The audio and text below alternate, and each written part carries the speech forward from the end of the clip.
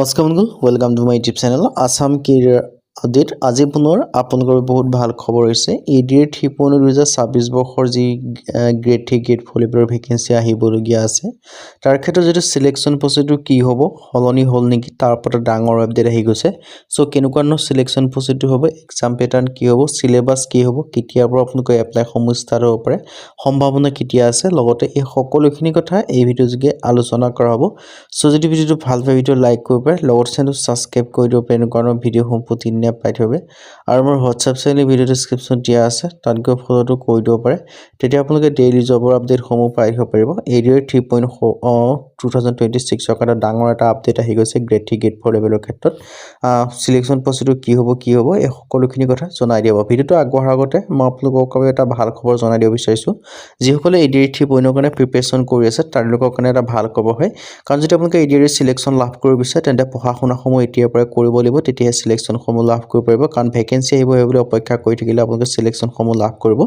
নোৱাৰে তাৰ বাবে আমাৰ টিমৰ তৰফে এটা কোৰ্স প্ৰস্তুত কৰি উলিওৱা আছে সো কোৰ্সটো ডিটেইলছ জনোৱাৰ আগতে দুটা কথা আপোনালোকক জনাই দিব বিচাৰিছো এই কোৰ্সটো যে আপোনালোকে বাই কৰি লৈ পঢ়ে তেতিয়া আপোনালোকে বেলেগ কোনো কোৰ্স কৰিব বেলেগ কোনো বুক পঢ়া দৰকাৰ নাই এই কোৰ্সটোতে আপোনালোকে সকলোখিনি মেটেৰিয়েলছ বা সকলোখিনি ডিটেইলছ লাভ কৰি যাব সেকেন্ড কথা হৈছে কোৰ্সটো বৰ্তমান আপোনালোকৰ 50% অফাৰ দি থকা হৈছে সো সোনকালে বাই কৰি ল'ব পাৰে যাতে 50% অফাৰটো নাইকিয়া হয় না যায় সো বৰ্তমান ইয়াৰ প্ৰাইস আছে 499 50% যেটো অফাৰ চলি আছে সো সোনকালে গৈ বাই কৰি ল'ব পাৰিব আৰু বাই কেনে কৰিব বাই কৰিবলৈ আমাৰ WhatsApp নম্বৰ আপোনালোকে স্ক্ৰিনত দেখিব পাৰিছে 9707829180 তাৰ আপোনালোকে WhatsAppত জাস্ট মেছেজ কৰিলে আপোনালোকে বাই কৰি ল'ব পাৰিব এতিয়া এই কোৰ্সটো আনত আপোনালোকে কি লাভ কৰিব পাৰিব ইয়াৰ ক্ষেত্ৰত আপোনালোকে দেখিব পাৰিছে 10,000 question with answer 10,000 প্ৰশ্ন উত্তৰ লাভ কৰিব পাৰিব আসামিজ এণ্ড ইংলিছ মিডিয়াম অসমীয়া আৰু ইংৰাজী মাধ্যম দুটা মাধ্যমৰে লাভ কৰিব পাৰিব অল টপিকৰ A to Z এনালাইসিস যিমান কিটা সাবজেক্ট আছে গোটেই কিটা সাবজেক্টৰ A to Z টপিক আপোনালোকে এনালাইসিস লাভ কৰিব প্ৰতিটো সাবজেক্টৰ যে 10টা 15টা কৈ টপিক থাকিব 15টা 16টা এই সকলোখিনি টপিকৰ আপোনালোকৰ A to Z এনালাইসিস লাভ কৰিব পাৰিব ইংলিছ আৰু অসমীয়া মাধ্যম মানে ইংৰাজী আৰু অসমীয়া মাধ্যম দুটা মাধ্যমতে লাভ কৰিব পাৰিব এতিয়া হলো আপোনালোকে কি সাবজেক্ট আছে ইনক্লুডিং সোশ্যাল ষ্টাডি আছে জেনাৰেল নলেজ আছে জিকে মানে ম্যাথমেটিক্স হ'ব কাৰেন্ট এফেয়াৰ্স তো পাবই ৰিজনিং পাব ইংলিছ গ্ৰামাৰ পাব টেষ্ট পেপাৰ পাব পিভিএছএ কোৱেশ্চন পেপাৰ পাব PYQ লগতে উইথ এনসাৰ সেটো লাভ কৰিব পাৰিব আৰু এই যেটো কোৰ্স হয় এই কোৰ্সটো 2026-27 বৰ্ষৰ ওপৰত বেস কৰি বনোৱা হৈছে সো একদম নিউলি কোৰ্স সো এতিয়া আপোনালোকে বাই কৰি ল'ব পাৰে যাতে আপোনালোকৰ যেটো এতিয়াৰ পঢ়া-শুনা ষ্টাৰ্ট সমূহ কৰিব পাৰে যাতে বাই কৰিলে যাতে পিছলৈ আপোনালোকৰ পিছত আপোনালোকৰ কি হয় এডিআৰ যেটো বস্তু তাতে কম্পিটিশনটো বহুত এটা হাই লেভেলৰ হয় সো আপোনালোকে পিছত পঢ়ি বুলি অপেক্ষা কৰি থাকিলে নহব কাৰণ বহুতেটো এবছৰ ডেৰ বছৰ আগৰ পৰাই পঢ়া-শুনা কৰি আছে সো আপোনালোকে এতিয়াৰ পৰা কোৰ্সটো বাই কৰিলে পঢ়া-শুনা কৰি দিয়ক তেতিয়া আপোনালোকে সিলেকশন সমূহ লাভ কৰিব পাৰিব কিয়নো এই কোৰ্সটো ভাবছে বেলেগ কোনো কিবা পঢ়া বেলেগ কোনো বুক পঢ়াৰ দৰকাৰ নাই সকলোখিনি মেটেৰিয়েলছ লাভ কৰিব পাৰিব আৰু আপোনালোকৰ যেটো সিলেবাস হয় সিলেবাস সম্পূৰ্ণ সিলেবাস ইয়াত কভাৰ কৰা হৈছে অল সাবজেক্ট লাভ কৰিব পাৰিব লগতে A to Z আপোনালোকৰ এনালাইসিস লাভ কৰিব পাৰিব অল টপিকৰ আৰু এই কোৰ্সটোত আপোনালোকৰ মেইনলি আপোনালোকৰ যিখিনি গভৰ্ণমেণ্টৰ স্কিমখিনি বহুত ধুনিয়াকৈ ফলো কৰা আছে যেটো কাৰেন্ট এফেয়াৰ্সৰ ক্ষেত্ৰত ক'বই নালাগে গভৰ্ণমেণ্ট স্কিমৰ পৰা আদি কৰি সকলো ধৰণৰ ফলো কৰা হৈছে সো একো এটা বেলেগ কিবা পঢ়িবলগীয়া কথা নাই কোৰ্সটোৰ আন্ডাৰ সকলোখিনি লাভ কৰিব পাৰিব আৰু এইখিনি আপোনালোকৰ ডিটেইলছত দেখিব পাৰিছে সো এটা ভাল সুযোগে হয় কাৰণ আপোনালোকৰ এডিআৰ আহিবহে বুলি অপেক্ষা কৰি থাকিলে নহব কাৰণ পঢ়া-শুনা সমূহ এতিয়া পৰা কৰিলে সিলেকশন সমূহ লাভ কৰিব পাৰিব ভেকেন্সি সমূহ আপোনালোকৰ জানুৱাৰী ফেব্ৰুৱাৰী মাহৰ হয়তো 100% চিয়ৰ হয় সো এতিয়া পৰা পঢ়া-শুনা ষ্টাৰ্ট কৰিব লাগিব এতিয়া হলো মই আপোনালোকক যেটো জনাইছো যে এই যেটো এডিআৰ 3.0 আছে তাৰ যেটো সিলেকশন প্ৰসেসটো চেঞ্জ হ'ল নেকি বা কেনেকুৱা নহয় সিলেকশন প্ৰসেসটো বহুতে কমেন্টও কৰিছে যে কি নিউ ষ্টুডেন্ট হয় তেওঁলোকে বহুতে কমেন্ট কৰিছে যে এডিআৰ যেটো সিলেকশন প্ৰসেসটো কি হয় কমেন্ট কৰিছে ভিডিওটা বনাই দিব সো মই বনাই দিছো বা আপোনালোকৰ আগতে যে কলে পৰীক্ষা আছে তেওঁলোকৰ কাৰণে এটা খবৰ আছে কাৰণ সিলেকশন হ'ল চেঞ্জ হ'ল নেকি কথা আপোনালোকে সুধি থাকে সো মই আপোনালোকক জনাই দিছো মেইনলি আৰু যেটো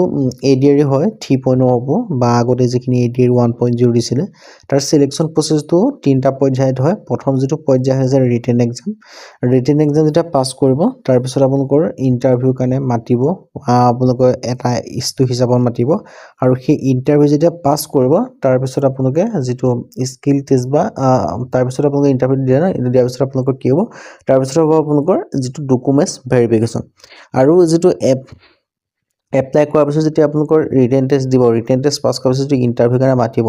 ইণ্টাৰভিউ দুটা পৰ্যায়ত থাকে, এটা গ্ৰেড 3 কাৰণে আপোনালোকৰ লাভ কৰিব যিটো স্কিল টেষ্ট হয়, আৰু গ্ৰেড 4 ক্ষেত্ৰত আপোনালোকৰ অনলি ভাইভা হয়, মানে পাৰ্চনেল ইণ্টাৰভিউ হয়। গ্ৰেড 4 ক্ষেত্ৰত কোনো স্কিল টেষ্ট নহয়, অনলি ভাইভা হয়, আৰু গ্ৰেড 3 ক্ষেত্ৰত কিন্তু আপোনালোকৰ স্কিল টেষ্ট অনুষ্ঠিত হ'ব। কিছুমানে বেলেগ বেলেগ ধৰণৰ স্কিল টেষ্ট, যেনেকৈ ড্ৰাইভাৰৰ ক্ষেত্ৰত কিছুমানে ড্ৰাইভাৰ এপ্লাই কৰে, ড্ৰাইভাৰৰ ক্ষেত্ৰত আপোনালোকৰ ড্ৰাইভিং টেষ্ট অনুষ্ঠিত হ'ব। তেনেকৈ প্ৰতিটো ক্ষেত্ৰত বেলেগ বেলেগ স্কিল টেষ্ট অনুষ্ঠিত হ'ব গ্ৰেড 3 ক্ষেত্ৰত।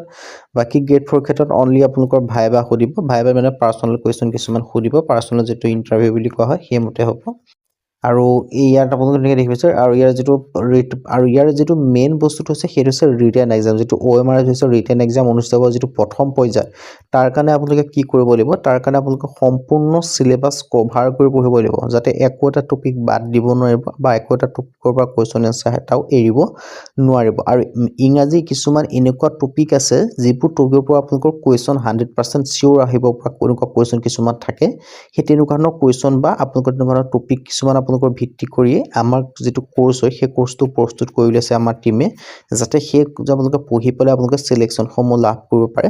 চ' কেনেকুৱা ধৰণৰ টপিকখিনিৰ পৰা কুৱেশ্যন আহিব পৰা বা কি হয়, বা আপোনালোকে তেনেকুৱা সকলোখিনি যিখিনি চিলেবাছ হয় সম্পূৰ্ণ চিলেবাছ যিটো কভাৰ কৰি বনোৱা হৈছে।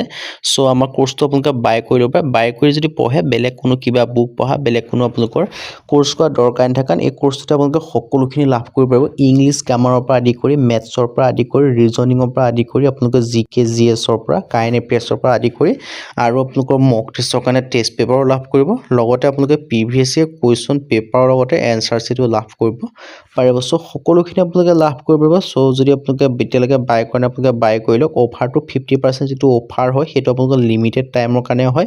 চ' অফাৰটো শেষ হোৱাৰ আগতে আপোনালোকে বাই কৰি লওক, কাৰণ পিছত আপোনালোকে অফাৰটো নাপাব। চ' পিছত অফাৰ নাপালে আপোনালোকৰ প্ৰাইচটো বেছিকৈ যাব। চ' আপোনালোকে অফাৰটো নোহোৱা শেষ হোৱাৰ আগতে আপোনালোকে এতিয়া বাই কৰি লওক। বৰ্তমান যিটো প্ৰাইচ হয় 499 চলি আছে, 50% যিটো অফাৰ হৈ আছে, আৰু সেইখিনি মাধ্যমে আপোনালোকৰ চিলেকশ্যনসমূহ কৰা হ'ব। আৰু ডকুমেণ্টছ ভেৰিফিকেশ্যন একেবাৰে শেষত হ'ব, যেতিয়া আপোনালোকে স্কিল টেষ্টটো পাছ কৰিব। তাৰপিছত আপোনালোকৰ ভাইভা পাছ কৰিব, তাৰপৰা ডকুমেণ্টছ হ'ব, তাৰপিছত আপোনালোকৰ ফাইনেল মেৰিট লিষ্ট আহিব। তাৰপিছত আপোনালোকৰ ডিপাৰ্টমেণ্টে আপোনালোকৰ এপইণ্টমেণ্টসমূহ দিয়া হ'ব। এনেদৰে আপোনালোকৰ চিলেকশ্যন প্ৰচিডিউৰটো হয় এই যিটো ADR 3.0 ক্ষেত্ৰত। আৰু বাকী যিখিনি হয় সেইখিনি মাধ্যমতে হ'ব। আৰু বাকী ডিটেইলছখিনি আপোনালোকক জনাই দিলোঁৱে। চ' সেই সকলোখিনি ইয়াৰ যিটো ADR 3.0 হওক বা বাকী ক্ষেত্ৰতে হওক, মেইন যিটো এক্সাম হয় সেইটো হৈছে ৰিটেন এক্সাম। ৰিটেন এক্সামৰ ভিতৰতে আপোনালোকৰ চিলেকশ্যন হোৱাৰ এটা 90% চান্স থাকে। চ' যিটো ৰিটেন এক্সামটো ভাল কৰিবলৈ হ'লে আপোনালোকে এতিয়াৰ পৰা পঢ়া শুনা কৰিব লাগিব। তাৰ কাৰণে আমাৰ টীমৰ পৰা যিটো কোৰ্চ ওলাইছে সেই কোৰ্চটো বাই কৰি পঢ়া শুনা কৰিব পাৰে। কোৰ্চটোত কি কি লাভ কৰিব সকলোখিনি কথা জনালোৱে। আৰু এই কোৰ্চটো আপোনালোকে যদি বাই কৰি পঢ়ে, বেলেগ কোনো কোৰ্চ বা বেলেগ কোনো বুক পঢ়াৰ দৰকাৰ নাই। ছেকেণ্ড কথা হৈছে 50% যিটো বৰ্তমান অফাৰ চলিছে, অফাৰটো লিমিটেড টাইমৰ কাৰণে হয়, যে অফাৰটো এনি টাইম থাকিব তেনে নহয়। এটা লিমিটেড টাইমৰ কাৰণে 50% অফাৰ দি থকা হৈছে। চ' সোনকালে গৈ বাই কৰি লওক, যাতে অফাৰটো শেষ হৈ নাযায়।